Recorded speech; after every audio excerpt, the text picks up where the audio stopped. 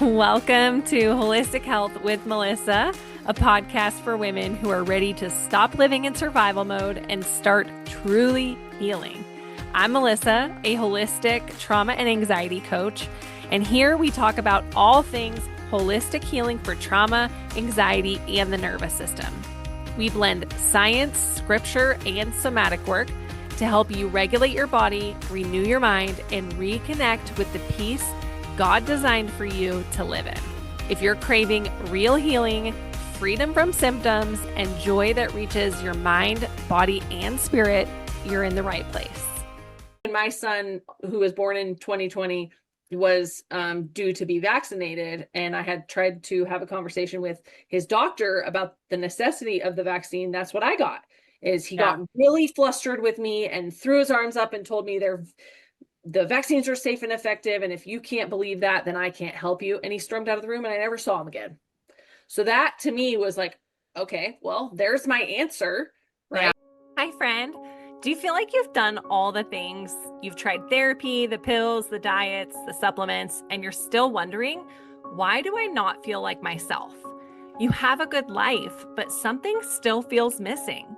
You don't feel fully energized, alive, peaceful, or free.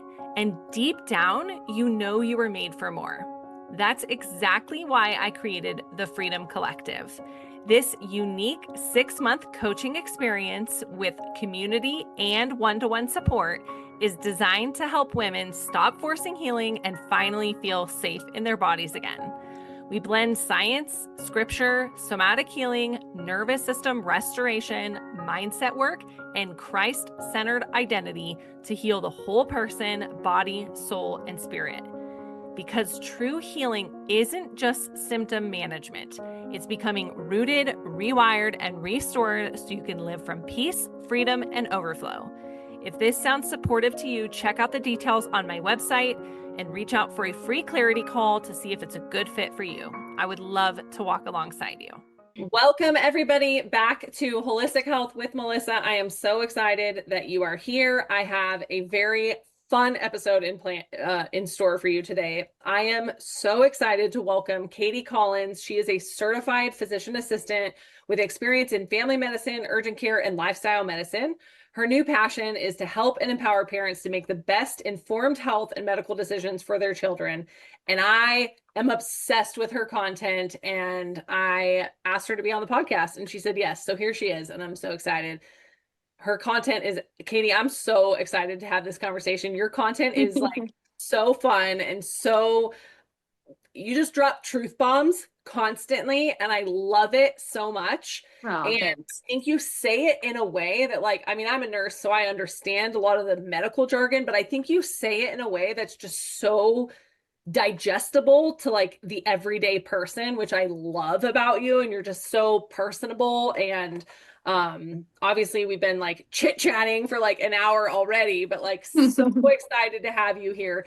Can you tell the listeners a little bit about kind of like your journey and how you went from being a physician assistant in family medicine and urgent care to now like being an Instagram queen?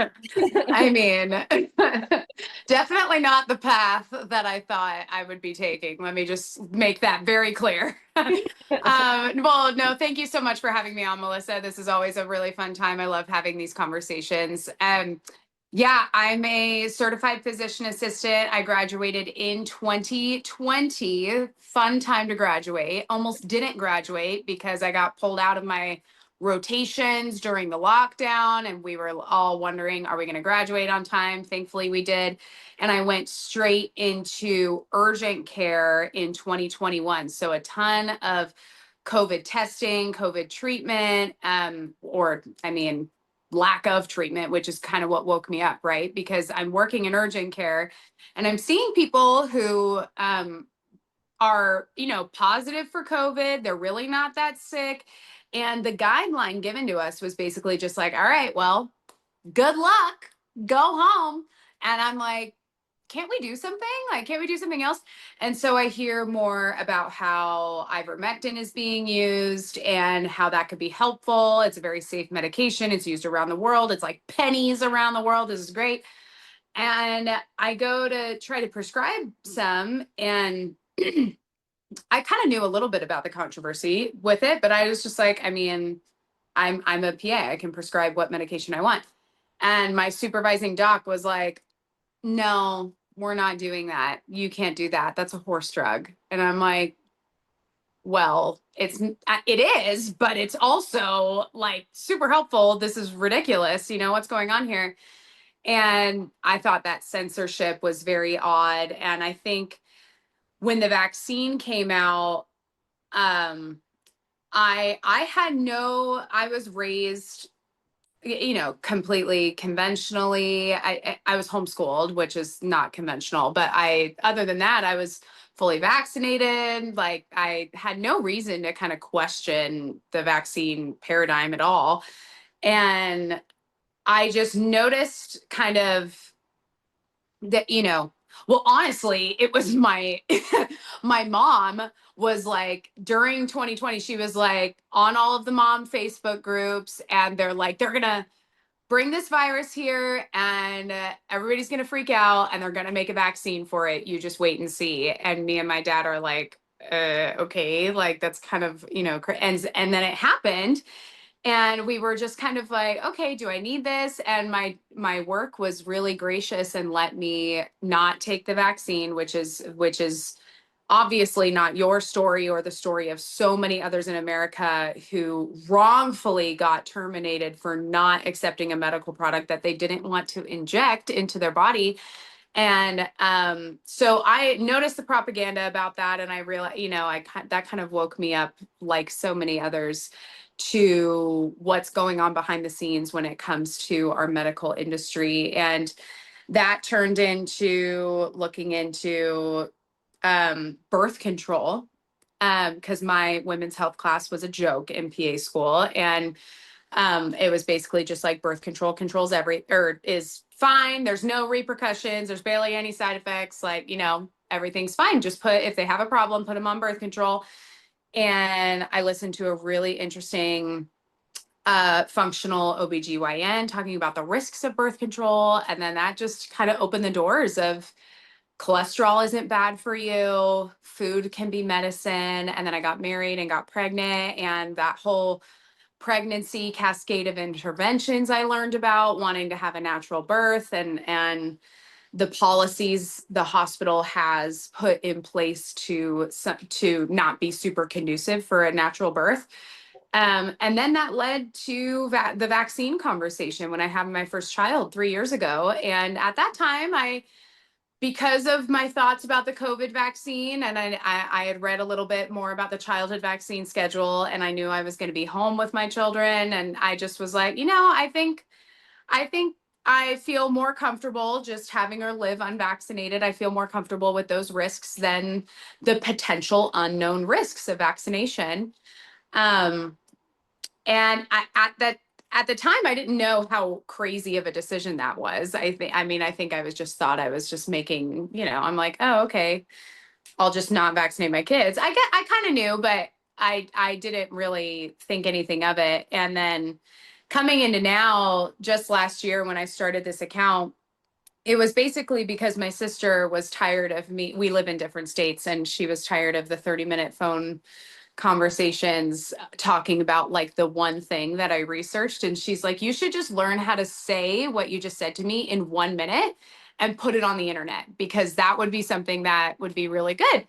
I'm like, okay. And so I learned how to do that, and I started the account and started talking about the childhood vaccine schedule. And I just didn't know how big of a rabbit hole I really opened. And I educated myself. I've read several books on the childhood vaccine schedule, and that's basically become my work now, where I sit down with families and I give them informed consent about the vaccines that are given routinely to children, instead of just saying the words safe and effective. Like, that's the mantra a lot of pediatricians give to families, and people are really, really tired of hearing that. And so they want some actual information, some actual answers to their questions. And so that's most of the work I do now. Yeah. Wow.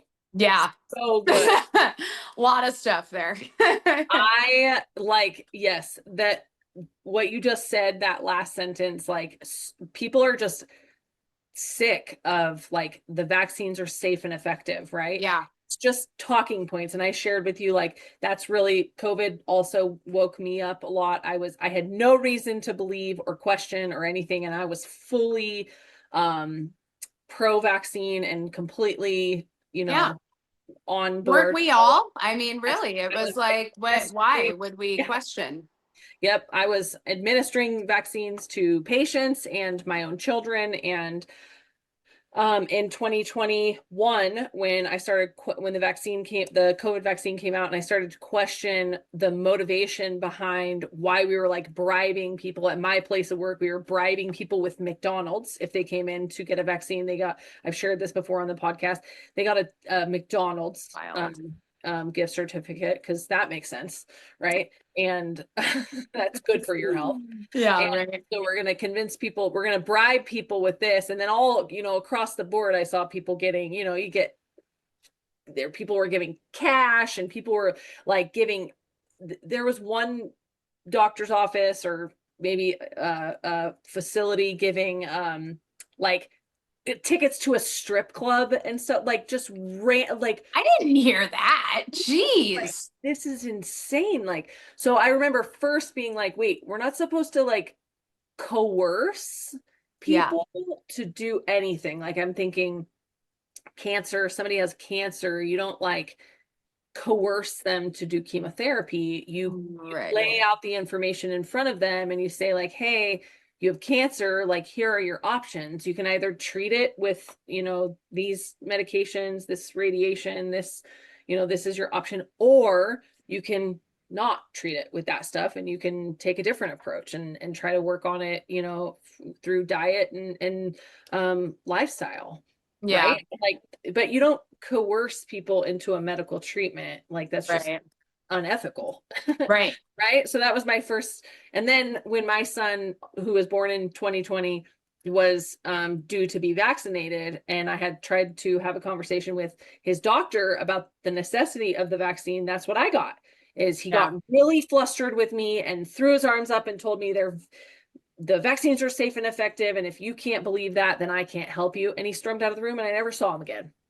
So that to me was like, okay, well, there's my answer, right? Yeah. Like, the conversation around not only just vaccines, and this is what I have said from the very beginning. When I was speaking out against the vaccine, shortly after that, I started questioning things like publicly, and it led to the disillusion of my relationship with my own sister, who is very pro-vaccine, and calling me, my whole family really, and they believe in the vaccines, and that's fine, they can, but I don't. And so I started telling people and saying out loud, like, no, you have to have informed consent, otherwise everything else goes out the window. Like, you can't do a medical treatment without true informed consent. And I know that this is a big piece of what you talk about, and that's really what like the conversation that I want to have ultimately, hopefully we get there, is about like antidepressants and like kind of the industry and all of that. But like, this goes into that, is like, there is a serious problem with informed consent. And so for people who are listening, who aren't in the medical industry and who don't know the medical jargon, can you just define that for us? Like, what is informed consent? Yeah, the informed consent is being given the risks, benefits, and alternatives of any medical treatment, procedure, product, anything any medical professional is offering to you. You should be given the full spectrum of risks, side effects, risk of serious adverse events, which is basically death, hospitalization, things like that. The benefits of it compared to the alternative treatments of what you could do, and the risks of not accepting whatever product or procedure or whatever thing you're talking about.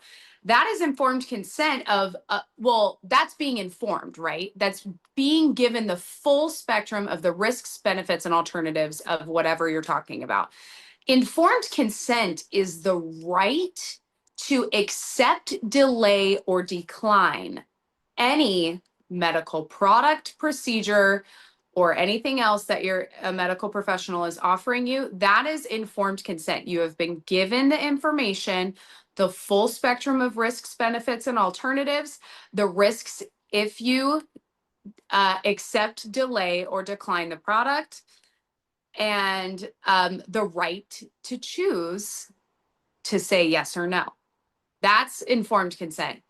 And the problem that I have seen is most medical professionals in the training that they were given specifically about vaccinations for childhood vaccinations was that let me just tell you what my experience was in physician assistant school. And PAs are trained as generalists. You know, we're trained to get our hands dirty immediately.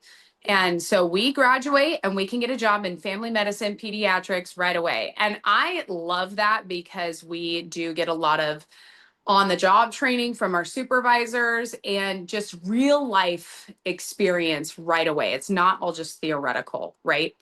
And so we're out there right away in the workforce. My lecture on childhood vaccinations, it was maybe 2 class periods worth. So maybe like 4 hours-ish. You talk about each disease that we vaccinate for. They show you a picture of a starving, dying, skinny, crippled little child. And they say, this is polio and anti-vaxxers want this back. Why wouldn't you accept this vaccine? It's safe and effective. That's the extent, that is the extent of my training in vaccines. There was no discussion of, well, okay, you get told, okay, it's normal for kids to get a fever, a sore arm, a little rash on their arm or something like that. Those are normal vaccine reactions. Anything else that happens after a vaccine is usually a coincidence. Those words were actually said by my professor. I remember that very clearly.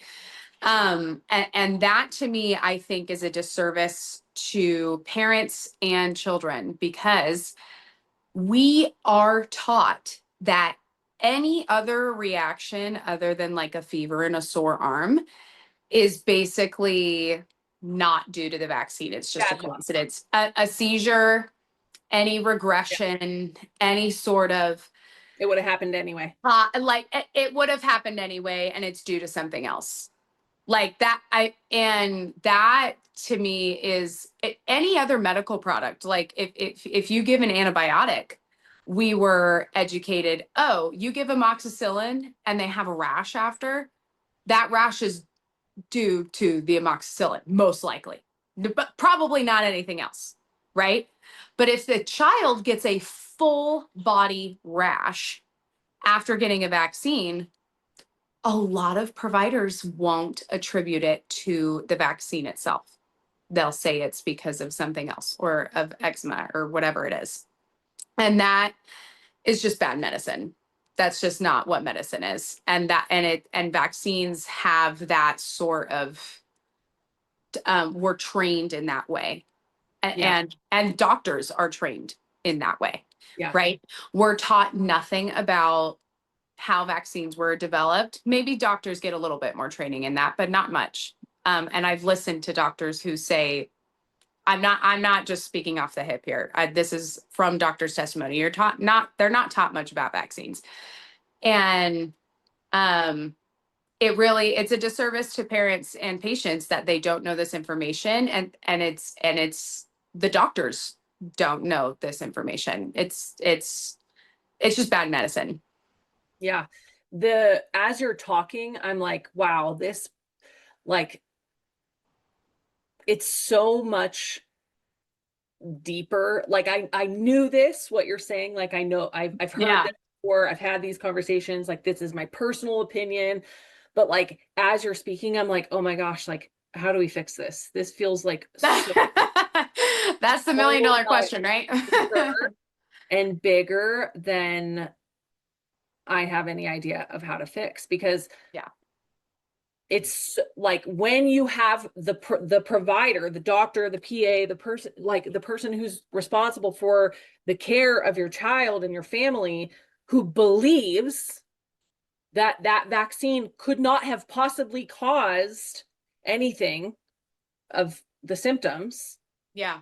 It not only is it delaying the treatment, it's like invalidating their experience. It's also creating what I think about all the time, because I have the lens of like trauma, is like it's creating so much trauma in the family and the kid and the parent, distrust overall. Yeah. I think that we're Yes. seeing that in massive numbers right now, like Exactly. absolute distrust of the medical system. Yeah. And I think it's valid. Yeah. I personally Totally. don't trust the medical system. Like I I literally don't. mean, yeah, there's a lot about it I don't trust, really. Yeah. I mean, if I got in a crazy car accident, I would run to the nearest hospital with a broken sure. leg. Like we For do sure. amazing things. And even for I have a friend at church who gave birth to a 25-week-old boy, and he is thriving. He's doing Yeah. great. Like that is insane. Yeah, That is that's a miracle. wild. Like that, I mean, the Yep. stuff modern medicine can do is absolutely insane. And really, if you think about it, the idea of vaccination is not a bad one. It's not like it's not something that is it basically when they developed vaccines, it was like, oh, if you have a little bit of poison to train your body how to respond to it, then they literally said a little vaccine is the root word is like venom. It's poison. Like it literally means poison. And so they say a little bit of poison trains your body how to respond to it, so that the next time you see it in real life, you respond better to it. And for some vaccines, it can give you a similar response. But for a lot of them, because of the difference between the route you're actually exposed to the whole virus or bacteria or whatever you're talking about versus it being injected, it actually creates a different type of immune response. Now, that doesn't mean there's no benefit to it, but it is different, and it trains your body differently. So I mean, really, the idea behind vaccination is not necessarily a bad one, but what the problem is now is they've ran without long-term foresight. They've just kept going. There's been no regulation on like when we should stop this. Like it with the language and the logic that vaccine manufacturers, virologists, immunologists use, you could basically create a vaccine for any sort of pathogen you want. And because of the lack of liability shield, or because of the lack of liability on the manufacturers, they're completely incentivized to make vaccines for every single pathogen that they want. And so the pro vaccine mindset is basically like, why wouldn't we vaccinate against every single type of pathogen? And the holistic mindset is like, why would we keep injecting ourselves with something that we're creating instead of just interacting with nature that people have been doing for hundreds of thousands of years, right? And so that's why I think this conversation is so huge right now, and how it really is two different worlds. It really is. And it's because of that kind of root problem, right? It's like the pro-vax mind is like, why wouldn't you protect yourself against these pathogens? And the not anti, but the other side is basically like, why would you keep making vaccines? Like, why would we've been living this long, right? It's like, Yeah. So I think that there's a huge disconnect between people who are questioning the vaccine paradigm to those who don't question it at all. And it's really difficult to kind of meet in the middle there. And that's kind of where I have found a lot of my work is is trying to be able to conceptualize and also be a translator between the two, right? Like, see, like, okay, why does the pro-vaccine think this way about a certain vaccine? Why does the person who is questioning this, what, and try to kind of be like, not the man in the middle, because I personally, I had said I didn't vaccinate my kid, and so that's why I personally chose to not vaccinate. But in terms of being the person in the middle, being able to understand kind of both sides of the argument. Right. I think there's so many different buckets of like what I see as like the problem with vaccines. Like you could talk about the lack of liability and you know, that directly incentivizes manufacturers to produce more and Yeah. not necessarily make them safe. We could talk about the lack of training with, you know, in the medical, in the people who are administering the vaccines, you know, doctors prescribing them, nurses administering them. We could talk about the actual studies. I think there's like lots of different areas where the whole thing is flawed, but I'm curious to know, like, and this is kind of maybe a big question. I'm just curious to know, like, your opinion, like, what is the biggest problem with vaccines? Like when we're talking about this, like the pro-vaccine, the anti or whatever. I hate that term, anti-vax, but like A lot of people say hesitant. yeah, I think that's hesitant. Yeah. So like better than anti. what's the biggest problem with vaccines in general? It is a big question, because I think it does have to do with a lot of what you're saying. Like I said, I think the idea of vaccines is not necessarily a bad one. Right. But there is a fundamental flaw with it, is that you're not interacting with the virus or bacteria in the natural way that you would. And our body is designed in a way to respond to those things. Like our immune cells in our nose and our lungs and our gut, they're all designed to fight viruses and bacteria and protect our bloodstream. And then with the vaccine, you're injecting it directly into the bloodstream, right? Now that does create some immunity, but it's a different type of immunity that you're getting. Yeah. And we don't necessarily know, going into the problems of like the clinical trials, we don't know any of the long-term repercussions of these things. There have been some longitudinal studies over, 10, 15 years, but almost none of them will have a vaccinated versus an unvaccinated group.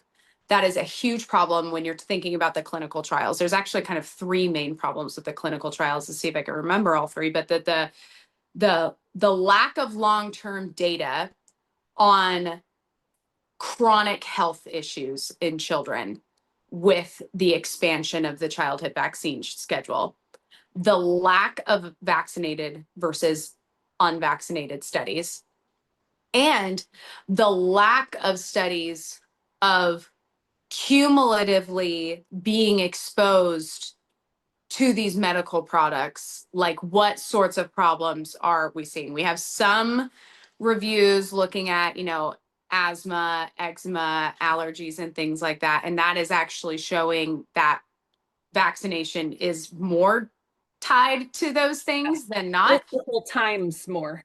Yeah. Yes. Yeah. But and those are some things that doctors will admit to. Like they'll say, those who have done some of the research will say, like, yeah, there are some studies that show an association between asthma and eczema and allergies. The data is kind of mixed there, so yeah, talking about the flaws of the clinical studies, and then, like you said, when you have well, I guess one of the biggest problems with those clinical studies and the trials that were done to approve vaccinations in general, like to FDA approve them as safe, none of them had a true placebo control, which is a saline injection in the arm of an unvaccinated group. Yeah. And that is not gold standard science. That's not, and that's what we are injecting into our children. And so, in the case, you mentioned your experience with your doctor earlier. You had told me earlier that was about the hepatitis B vaccine. The hepatitis B vaccine was approved on a clinical trial of 147 children monitored for 5 days, none of them being newborns, no control group, and basically saying, okay, those kids developed antibodies and like they didn't die. Like not a lot of them. I actually wonder if there were any deaths in that trial. I can't remember. I used to know that information. But in any case, they're like, okay, 147 kids, vaccine worked. Great. Yeah. We're approved as safe to be given on day one to every single newborn in America. Millions and millions of children based on 147 kids. I mean, I think that is kind of like you can talk about kind of, the lack of data we have. You can talk about like the lack of placebo-controlled trials to approve vaccines is kind of a really big one. And the reason they're not doing that is probably several-fold, but they're not motivated to, like you said, financially speaking, because they don't have any. They do not pay for any injuries that these vaccines cause. We do, the taxpayer, because of the vaccine injury compensation program. There's a tax on every single vaccine that the government buys from the manufacturers and distributes out to pediatricians. So pediatricians don't buy vaccines directly from the manufacturer always. They're government provided because they're considered protective. And so when they're on the childhood schedule, the government provides these vaccines. And when it's the government, it's us. We are paying for these products. Yeah. And we are paying for the injuries that they cause. And they created that in 1986. And there was the National Childhood Vaccine Injury Compensation Program that's paid out $5.4 billion for the injuries vaccines have caused. So I think those are really massive problems. But they're safe and effective. So how's that possible? Well, that's the thing is like that, those are massive problems to reconcile with. You have doctors saying that they're safe and effective, but then you have, I think also people are seeing, and I think COVID opened our eyes to this too, where it was so obvious how much harm the COVID vaccine was causing. I mean, people literally suddenly dying on soccer fields, teenagers. I mean, that's just absolutely insane. And so when people see that, they hear safe and effective, then they see teenagers dying on soccer fields, and they know family members who got massive autoimmune problems right after getting the COVID vaccine. And they're like, huh. And then they talk to the mom at the park with an autistic child who said, I got my child a vaccine. They screamed for 10 hours, banged their head against the wall, and all night long. And the next day, the lights went out. Never the same. Yeah. That people are hearing that and they're like, nope, don't want that. Don't want anything to do with that. And doctors are conventional doctors who are pro-vaccine are dying on the hill that never happens. Yeah. Like that to me is now what I'm not saying is that any one vaccine causes autism or any two vaccines cause autism. I think there are several things that cause autism, but do I like, it's bad medicine, like I said before, to not believe the mother who took her child in to get a medical product and they had a reaction right after that.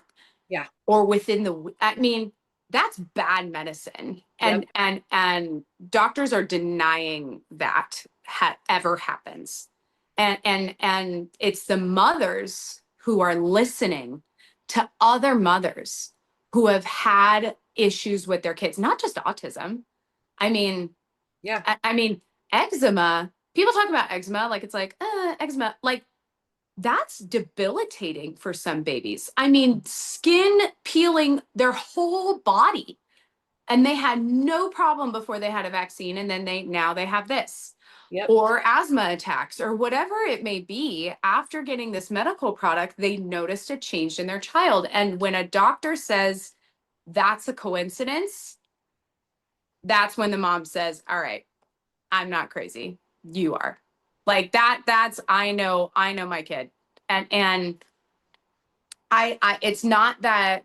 There was one study that came out that said 40 to 70% of mothers of autistic children believe that their kids' autism was caused by vaccines.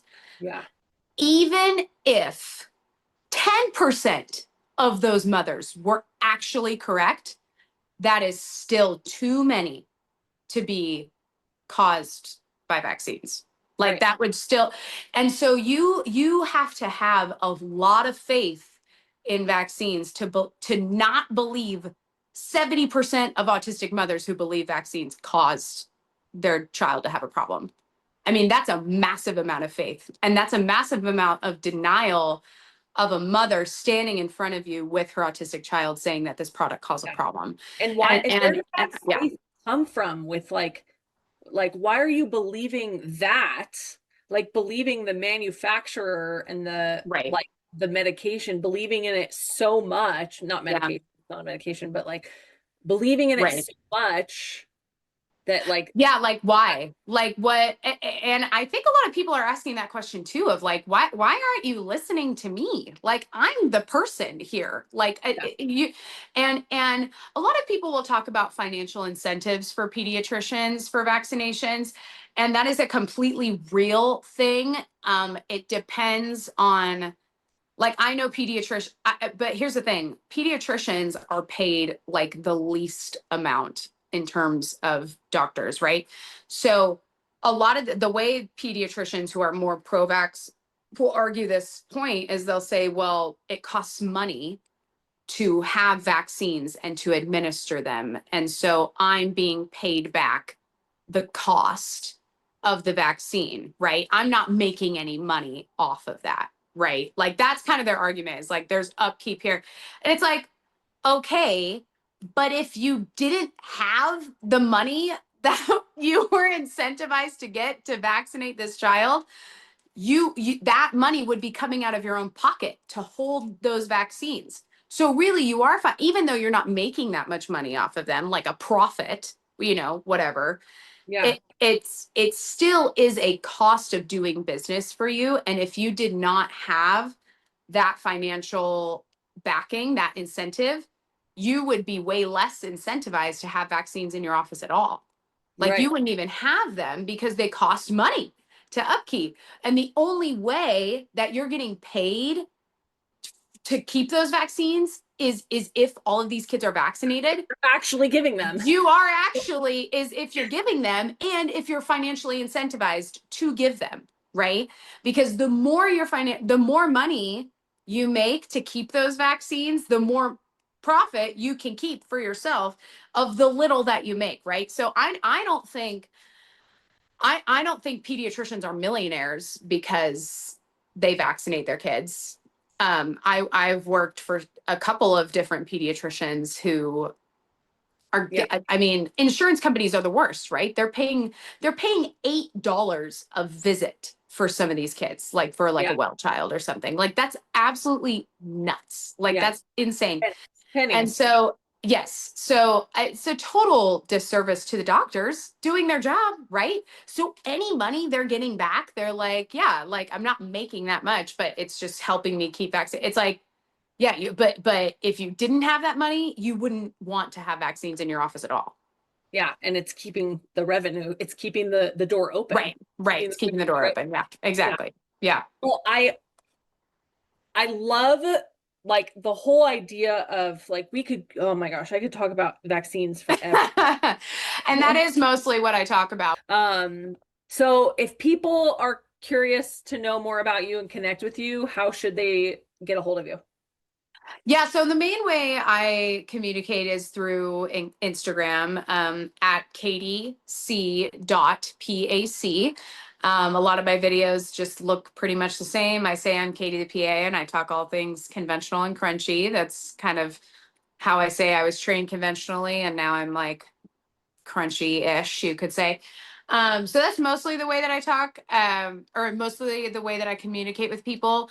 I do have an email on there, Katie at kdccontent.com. But if you would like to speak to me personally, I do book one-on-one consults for vaccines specifically. It's going to be once I kind of get the systems in place, I would love to do more of like a telehealth urgent care type thing where if parents need, a quick consult on like, hey, my kid is sick, I need help or here or whatever. Yes. And as nothing of what I say on my page and on anything is to be considered as medical advice. I have that pretty clearly. It's more of just educational purposes. I don't tell you whether or not to vaccinate, especially in those vaccination consults. I'm just answering your questions about how certain vaccines were made, what do they cover, how effective they are, what are the risks, benefits, and alternatives, basically. So that's a lot of the work that I do. Consent. Exactly. Yeah. So you can book those consults through the link in my bio. And that will direct you to my consult links. I do have a subscription community. I think I'm thinking about transitioning that into a different platform. So I'm not promoting that as much. But if you do join now, you do have some access to classes about vaccines that I've done and a discussion board where you can ask questions directly to me. And yeah, it's been a really fun time figuring out how to help serve, my community and my followers better in a way that's not just, 3-minute videos on the internet. So those are some ways you can find me. Cool. Thank you so much, Katie, for sharing your wisdom and just being so easy to talk to. And thank you, everyone, for listening. If this episode resonated with you, if it blessed you in any way, please share the message, like, comment, leave us a review so we can help spread the word, because this is a movement, not just a message. We'll see you on the next episode. Bye-bye. Hey everyone, thank you so much for tuning in to Holistic Health with Melissa. It is such an honor to have you here. If you found value in today's episode, would you share it with a friend who might need it too and leave us a review? If you have questions or topic suggestions, reach out on social media or visit our website, holistichealthbymelissa.com, and take care. I'll catch you on the next episode.